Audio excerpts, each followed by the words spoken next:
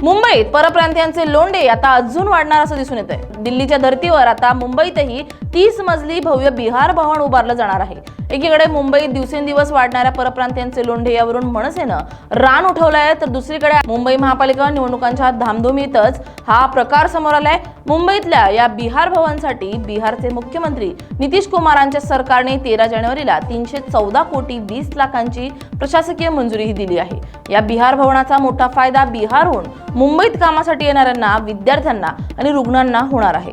कसं असेल हे बिहारचं भवन पाहूया। मुंबई पोर्ट ट्रस्टच्या जागेत 30 मजली बिहार भवन सुमारे 2000 चौरस मीटर जागेवर उभारलं जाणार। बिहार भवनात 233 गाड्या पार्क करता येणार।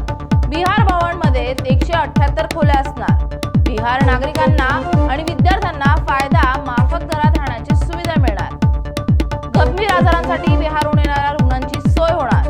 रुग्णांच्या सोयीसाठी 240 बेड क्षमतेची डॉर्मेटरी उभारणार।